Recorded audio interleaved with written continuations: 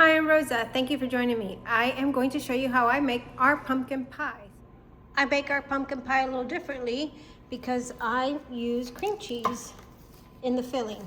It makes it a little sturdier and my family likes it that way. So for ingredients, I use an 8-ounce package of cream cheese, a half cup of sugar, half a teaspoon of vanilla, 3 eggs, a can of pumpkin, a cup of evaporated milk, a teaspoon of cinnamon, a dash of salt, and a dash of nutmeg. You are also going to need pie shells, whether you buy the kind that are in the freezer section of the grocery store, you buy these that you just form into a pie shell, or if you mix and make your own. To my softened cream cheese, I'm going to add my half cup of sugar.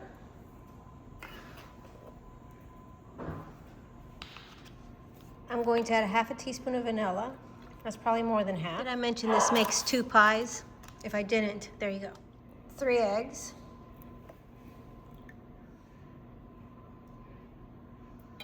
I've added a cup of pumpkin puree, a pinch of salt, 1 cup of evaporated milk,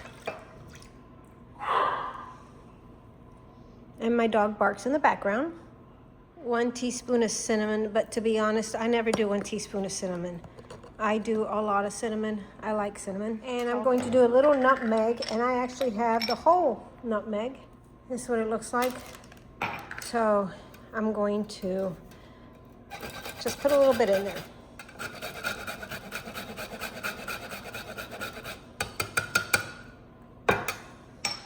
Some people add ginger, but I don't like ginger in my pumpkin pie.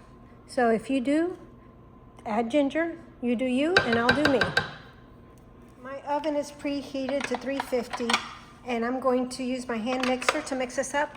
And I'll actually put the ingredient list in the description box to help you out, because I am not exact when I make this, and it always comes out delicious. The cream cheese just makes it that much better, and we all love it. I am actually going to add a little bit more pumpkin puree.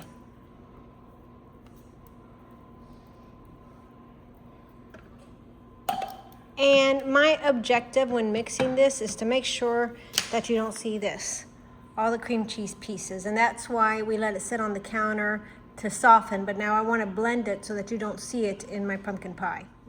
Not that pronounced. I put my pie shells in my Pyrex dishes. And now I'm going to pour this. Now, you can tell the cream cheese isn't completely mixed in like I like it to be, but it'll be okay. I used to make this pie for a friend of mine. Her mother loved the pie, but she didn't like seeing, well, she didn't eat anything white, which was kind of weird hang up. So, but she loved my pie. She had no idea there was cream cheese in it. So I would blend the heck out of it to make sure you couldn't see the cream cheese. And she absolutely loved it. Now, these dishes are a little deeper than, I guess, 9 inches. So, I'm sorry, these are 9-inch pie shells, or it's supposed to go into a 9-inch pie shell. These might be a little bigger. So I'm just going to push down that crust so it doesn't burn. And form it that way. And of course, if you want to put this in one shell, you can. And then I'm going to put it in my oven. And if you notice, I will use, like this is from the cream cheese, I will use this to rest my spoon on while I'm using it, and then I can just throw it away. I do the same thing with the butter covers. So now I've folded down my pie shell ends, and I'm going to put this in the oven, 350, for about an hour. I'll check it in 45 minutes.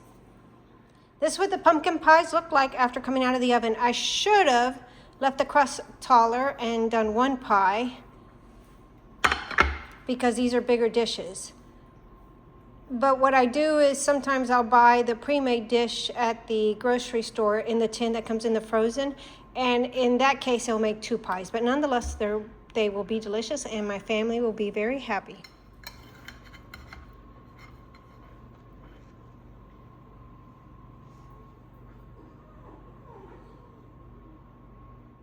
And there's a pumpkin pie with a heaping amount of whipped cream. I hope you give this recipe a try. It's really delicious. Thanks for watching, and I look forward to seeing you in the next video.